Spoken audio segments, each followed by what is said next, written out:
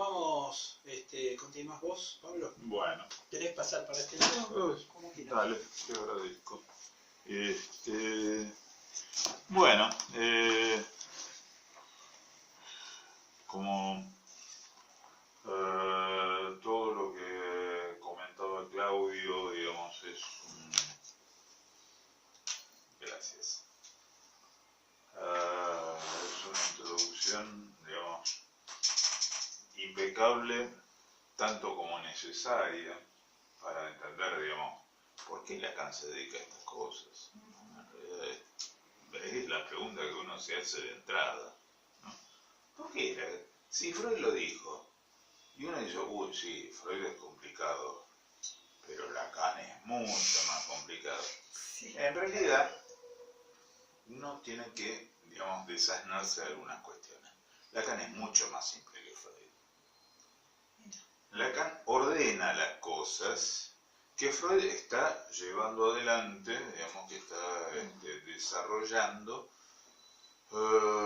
como puede, digamos, con ideas que no eran comunes en su época, qué sé yo, que tomaba de diferentes fuentes y muy diversas entre sí. Lacan es un poquito más ordenado, entonces los esquemas de Lacan y después los grafos y después su trabajo sobre la topología están más orientados en el sentido de lo que era y lo que es aún hoy, ¿no? El conocimiento topológico, geométrico, matemático. ¿Qué es lo que tenía Freud? Porque Freud tuvo que ir hacia atrás y hacia adelante. Digamos, hay algo que se podría aplicar a Freud que dijo Lenin. A veces hay que dar un paso atrás, ¿no?, para poder dar dos adelante. Freud solía hacer esas cosas. Lacan era más el toro frente al capote rojo, digamos, arremetía y decía, bueno, si me quieren seguir, me siguen, y si no, jódanse. Bueno, una de las cuestiones, y una cuestión central, que Freud, digamos, por un prurito que yo nunca entendí del todo, ¿no? Freud solía, me lo dicen un par de oportunidades, ¿no? Decir que él, digamos, a él no le interesaban mucho los filósofos, que él no los había leído. Bueno, les aclaro que acá Freud se está cagando de risa de todos nosotros. Primero porque Freud, digamos, le bastó con un curso de 3 años en la Universidad de Viena, de filosofía. En realidad él se ve interesado porque era, digamos, un curso de psicología filosófica que dictaba Franz Brentano. Brentano es un tipo, digamos, poco reconocido en realidad, porque si uno lee la psicología de Brentano, a las 2 páginas se empieza a aburrir. A la 3ª página lo abandonó y se pierde lo mejor del libro de Brentano. Brentano tiene una de las más increíbles teorías del juicio que se hayan escrito nunca. Brentano era, digamos, un filósofo que venía de la escuela kantiana, pero que siempre fue un gran crítico de Kant y, sobre todo, de sus seguidores. Estoy haciendo una pequeña introducción histórica para entender una cuestión, que la concepción del sujeto en Freud no viene de cualquier lugar. No es que dijo, ninguna me sirve, entonces invento una mía. La concepción de Brentano es una de las concepciones más sutiles del sujeto, del juicio, se hayan desarrollado en la historia. Además, había que tener los pantalones, como dicen las traducciones, digamos, menos agresivas, para enfrentarse a Kant, y no solamente a Kant, sino a los discípulos de Kant, entre los cuales estaba Hegel, a quien vos también mencionaste. Brentano se cagaba de risa de Hegel y decía, ese es medio tonto, hay que leerlo, eso sí, pero es medio tonto.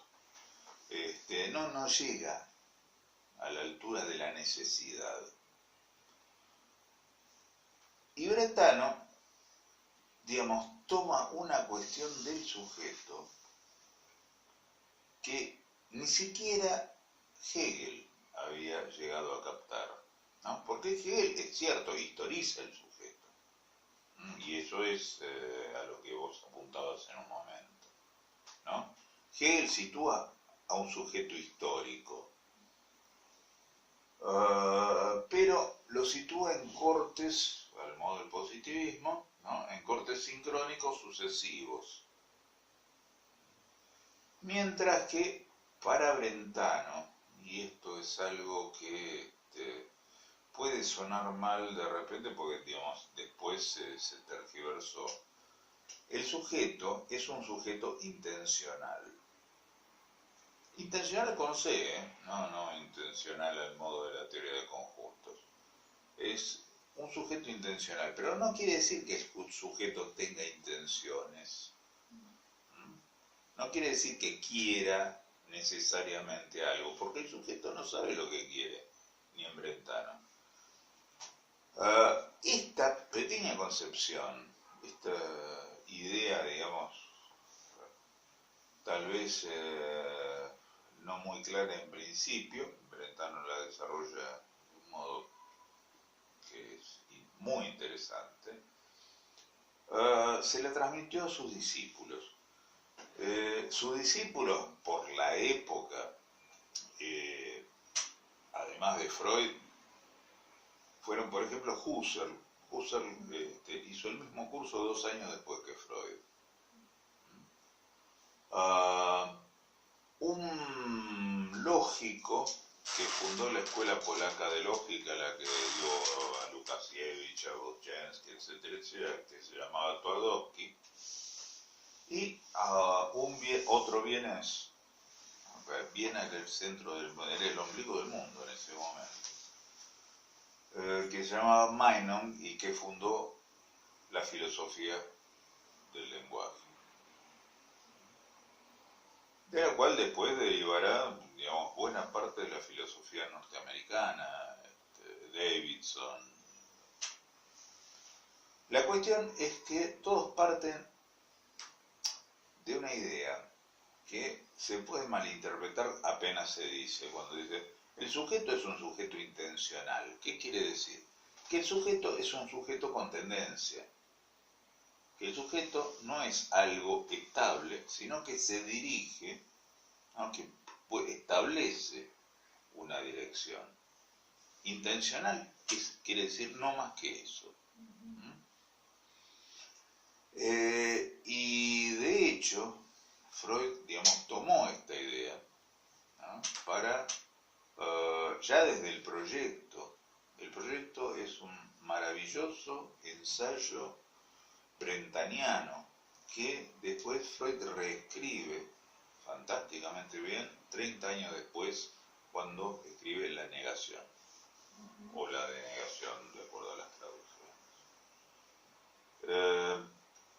Quiero decir, la concepción del sujeto en Freud no es que el sujeto está dado de entrada, como uno podría leer en los racionalistas, particularmente Descartes, en Arnaud, o incluso una vez que en los empiristas, pongámosle Hume o Condillac entre los franceses, dicen sí, las impresiones vienen de afuera y dejan su impronta, a partir de ahí el sujeto entiende todo. cosa que nunca me pude explicar. Como, digamos, sí, salvo la vieja teoría de que la letra con sangre entra, y, digamos, o uno se hace hombre a los golpes. En realidad, digamos... Perdón, muchas cabezas. Eso de los golpes, ¿no? Lo habrá dicho Onganía, algo de eso. También, sí. No, la además, vecina, algunos se lo creyeron. Y tu vecina también. Algunos, tienen que hacer el servicio militar para que sea hombrecito. Claro, bueno, no, pero es cierto, algunos, digamos, interesados en la política, pero no queriendo pasar por la lógica, digamos, del comité o dijeron, bueno, hagamos política, pero, digamos, hagámosla a los golpes, desde Uriburu en adelante. Hasta nuestros días. Sí, en realidad, digamos, desde bastante antes, pero situemos los años 30, década infame. Por lo menos los más ostensibles. Por antes no hacía falta, con los conservadores no hacía falta dar un golpe. El golpe se daba solo. Claro. Bueno, lo cierto es que Brentano es, digamos, el antecedente de Freud para la construcción del sujeto freudiano. Desde la... Estaba pensando esto de la intención, ¿no? Claro. Cuando vos decís, la intención no es, ¿cómo es que dijiste? Que no era la intencionalidad de hacer algo, claro, sino no más es bien una no dirección. Es buscar ¿no? algo Sí, que uno una ya sabe dirección. previamente. ¿Sabés Claro. con qué lo asocié yo? Cuando vos vas a la definición de sentido, Sí. sentido justamente es dirección. Claro, exactamente. Claro, el Sí, sentido es la dirección A. El sentido es, en realidad, y voy a ser más preciso en esto, digamos, en términos estrictamente geométricos, el sentido es uno de los dos modos en los cuales se puede elegir la dirección. Claro. Ahora, esto... Vos te vas en sentido norte o en sentido sur. La dirección es norte-sur, o sur-norte, es lo mismo. Pero, si vos decís, voy en el sentido en que van los autos, es una cosa. La otra es el chiste del gallego cuando escucha que dice, ten cuidado que hay un auto a contramano por Libertador. Y el gallego dice, uno, no, miles. Bueno, esa es una cuestión de sentido. Y habla de movimiento también, ¿no? Habla de pasión. Efectivamente. Exactamente, ese es el punto. Volviendo un poco a esto, ¿no? Sí. Esto del sentido está en relación al grafo, ¿no? Al sentido que da... Efectivamente. Bueno, vamos al primer... Disculpame. Sí, dale. Borra. Sí. Por lo menos lo suficiente. Bueno. Vamos a dejar el esquema lambda, pues está muy bien.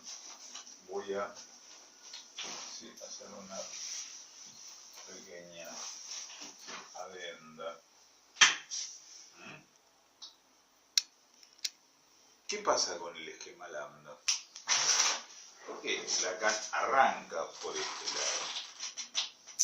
Porque Lacan, después de haber leído y haberse desgañitado contra sus colegas de la IPA sobre la lectura de los textos de Freud, se preocupa particularmente justamente por este punto, el sujeto freudiano. Y ya de entrada, Lacan advierte que el sujeto freudiano es un sujeto dividido. Ahora, ¿qué quiere decir que es un sujeto dividido? ¿No? Es Tupac Amaru, es un sujeto par divisible por dos, es porque es simétrico aparentemente, porque en realidad no somos tan simétricos como creemos. No, el sujeto está dividido por, digamos, su propia condición de hablante. Claro. Básicamente es eso. El sujeto está dividido porque, por Esto es ejemplo, inconsciente. porque hay algo que vos bien marcaste, que está acá, que está en el origen de los recorridos, de los trayectos del esquema lambda. ¿Qué es el otro? No hay que asustarse, el otro no es un tipo grandote que te va a venir a cagar a trompadas. El otro no es el gran otro en el sentido de ser el forzudo, ¿no? El otro es todo lo que no es uno, básicamente, y es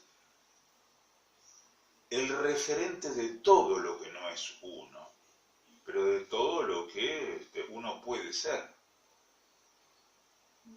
Entonces, uno puede decir, si uno deviene sujeto, como veníamos diciendo, hay un movimiento, como bien decías vos,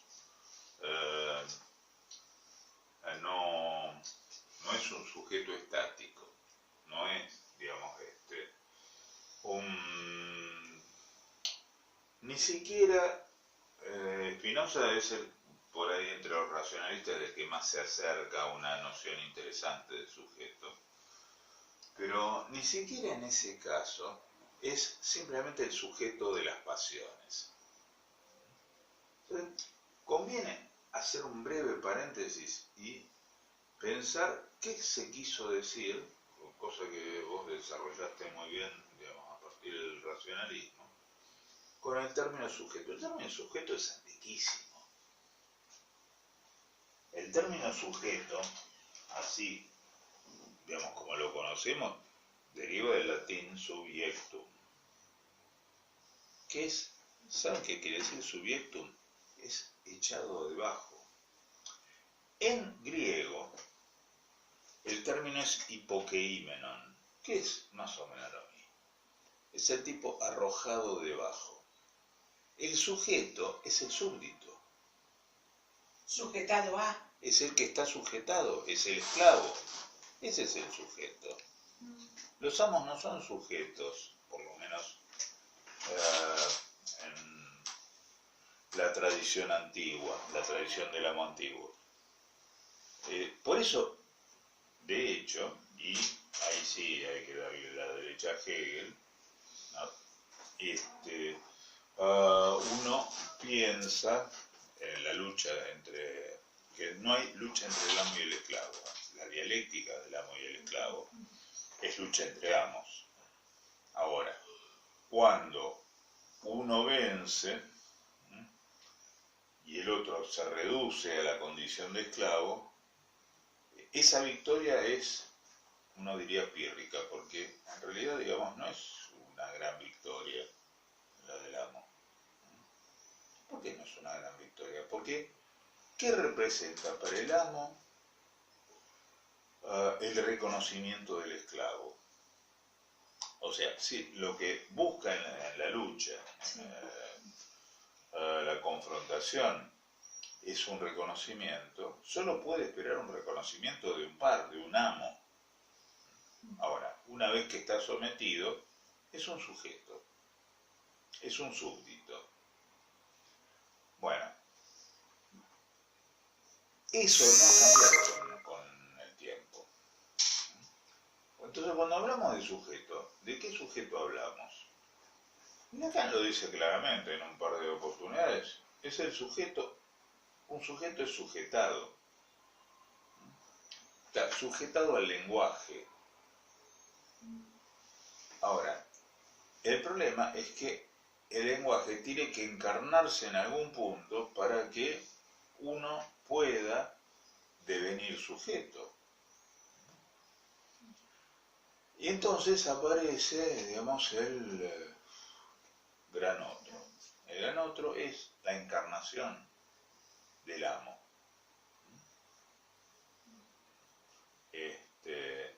Por eso, el primer discurso que Lacan establece y que dice es el discurso del inconsciente, es el discurso del amo. Y Él dice, es el amo antiguo. Después habrá una perversión que será el discurso del capitalista. Pero básicamente, digamos, se trata de que uno queda sujeto. Y en realidad queda sujeto porque es la única manera de sobrevivir. Pero aún... No, eso es justamente coherente con el momento en que el sujeto de necesidad se encuentra con el gran otro. Claro, efectivamente. El sujeto de la necesidad es un sujeto mítico. Digo, quiero decir, ahí hay algo, un ente, y esto se puede encontrar, todo es sujeto de necesidad. Cualquier animal es sujeto de necesidad, una planta es sujeto de necesidad, incluso una roca es sujeto de necesidad. Quiere decir, en ese sentido, decir sujeto es que, digamos, está sometido. Los términos no son inocentes, ¿no? Cuando uno dice sometido es porque, digamos, oye, estoy sometido a los vaivenes del tiempo. Sí, claro, por supuesto. Es una forma de ser dependiente, de ser esclavo.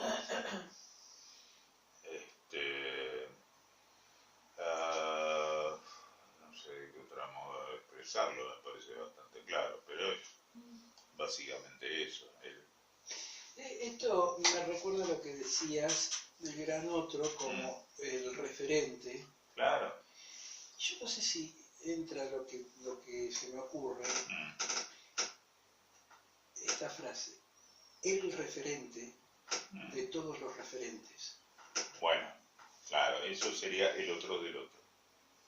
Y Lacan dice no lo hay. O sea, el último referente es algo que se va a buscar inútilmente. No hay otro del otro. Quiero decir, es muy sencillo pensar que, digamos, un infante, alguien que aún no ha llegado a adquirir el don de la palabra, tome como justamente referentes aquello que le proporcionan lo que su búsqueda de la necesidad no le puede proveer. Básicamente es esto, la palabra representa eso. La palabra representa aquello que aparece en el lugar del objeto de la necesidad. Bueno, es muy sencillo de entender esto. El bebé, no sé, tiene una necesidad del que él mismo no es consciente. Llora porque tiene hambre, tiene gases, tiene lo que sea. Llora, grita, se ríe, ni siquiera sabe por qué se ríe. No es de felicidad que un bebé se ríe, eso se los aclaro. ¿No? Sí es un signo de satisfacción, pero no es felicidad. Eso es otra historia. Ahora, cuando el pibe, si ya lo consideramos un pibe, para eso todavía falta igual, llora expresando, ¿no?, esa necesidad, con lo que se encuentra con qué es, con el objeto que satisfaría su necesidad, no. Pues ni siquiera él sabe cuál es ese objeto. Entonces, con lo que se encuentra es con que alguien le dice, te pasa esto. Ese es el referente. El referente es el que da las palabras en lugar de las cosas. Porque si no, se cierra el circuito. Si vos le das la cosa, el pibe se satisface efectivamente, no hay ninguna diferencia, no hay plus, no hay nada que exceda esa relación, y entonces el pibe se calma, está todo bien, hasta la próxima, y Pasa como entre los animalitos de Dios, como dice Inodoro Pereira. Yo lo que digo es, esta instancia que se habilita ahí, este gran otro, empieza a funcionar como el verificador o como una verdad o lugar de todos los referentes. Efectivamente, pero es un lugar, y ya vamos a ver en qué momento, en algún momento falla. En algún punto eso falla. Porque justamente esto de que no hay otro del otro, no hay un último referente que tendría todas las respuestas a, digamos, todos los interrogantes, ¿no? Le falta una. Le falta una que designe al sujeto en el lugar que espera corresponderle en el otro. Esto sería que la palabra no es la cosa. Eso efectivamente. No hay palabra que agote a la cosa. Lo que un sujeto puede ser. Peor, lo que decía Hegel era mucho más terrible. La palabra es la muerte de la cosa. Bueno, Hegel lo refería al concepto, pero básicamente es así.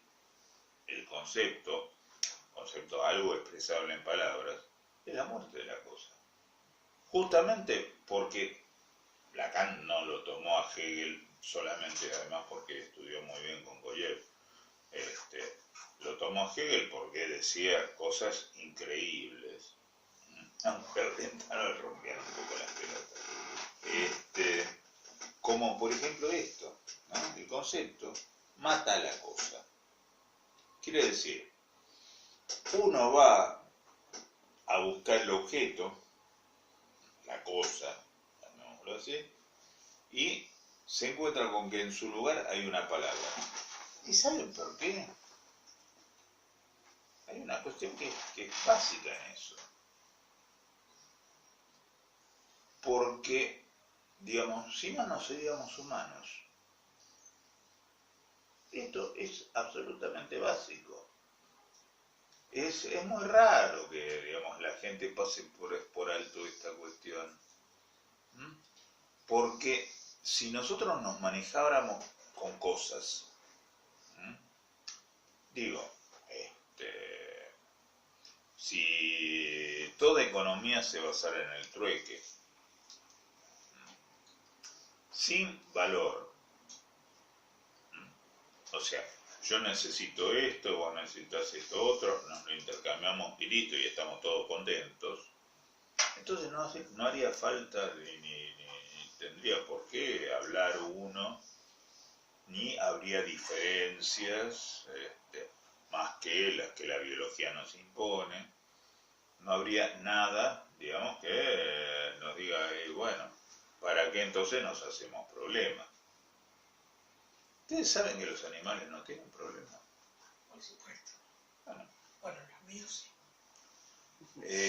Me refiero a los animales salvajes, no a los domésticos. Claro, los domésticos tienen unos cuantos. Los domésticos, ¿sabés que los domésticos se neurotizan? Totalmente. El mío está loco. Sí. Me abrió el caldo, pues llegué tenía casa abierta. Y sí, y no lo hacen porque sí, Imagínate. no lo hacen por instinto, porque los animales domésticos pierden el instinto en función del significante. Totalmente. Sí. O sea que ahora, Si no, no entendés basta, algunas cosas. claro, basta con decir, tenemos de chico un perro que la frase era, che, hay que sacar al perro. Cada vez que alguien decía hay que, el tipo sí iba a buscar la correa. Sí. ¿No? Quiero decir, digo, por lo menos reconocía signos. Eso ya es bastante básico. Y signos verbales, no los signos de la naturaleza. Porque en eso son mucho más piola que nosotros. Bueno, entonces uno, voy a replicar un poco lo que vos habías planteado, parte de un sujeto a advenir, podemos llamarlo, un punto de ser sujeto, algo, una tendencia. En Lacan lo llama de esa manera y Brentano hubiera hecho una intención o una intencionalidad. Fíjense que son los mismos términos que usa Husserl, Freud también en el proyecto. Sí, es una dirección. Una dirección que busca su sentido. Ese es el problema, que encuentra un sentido. Ahora, el sentido no lo encuentra en la dirección en la que va. Lo encuentra en la respuesta del otro. ¿Por qué? Porque como estamos un poquito prematurados, ¿no? Estamos un poquito nacidos antes de tiempo y sin la posibilidad de defendernos de entrada, nace un potrillo y se para en las cuatro patas y después listo. Por eso después también entre los animales, una vez que la madre se separó del hijo, no se reconocen. Y sí, puede haber eventualmente cruzas, inbreeds, como dicen los ingleses, digamos, cruzas endogámicas. ¿Por qué? Porque nadie, digamos, los animales no tienen hijos, tienen crías. Bueno, entonces, el tipo viene en dirección a algo que satisfaga su necesidad, sea el hambre, sea, no sé, un cierto malestar interno, sea cosas que él no sabe siquiera en ese momento, no sabe que tiene hambre, no sabe que tiene ganas de cagar, no sabe que las cosas le salen. Por eso, digamos, un amigo mío decía que hasta el año y pico los pibes son máquinas de ser cagadas, son máquinas de hacer porquerías, cagan, vomitan, se mean, y encima tuyo. No jodamos. Entonces, el tipo, sin saberlo, va a buscar a un objeto que satisfaga su necesidad. Encuentra un punto donde existe un otro que lo asiste. O sea, ¿qué va a hacer? Va a significar la necesidad. Y le va a decir, ay, este chico tiene hambre. O este chico es caprichoso. O este chico tiene pedo. ¿O quién es este chico? De eso va a depender mucho del resto de la vida. ¿No? Incluso el marasmo. Una madre que es, digamos, habitualmente, porque la sociedad lo impone así, la primera que reconoce, digamos, la demanda o lo que va a constituirse en demanda del chico, ¿no? Si no lo reconoce, el pibe se va a la mierda. Así de sencillito.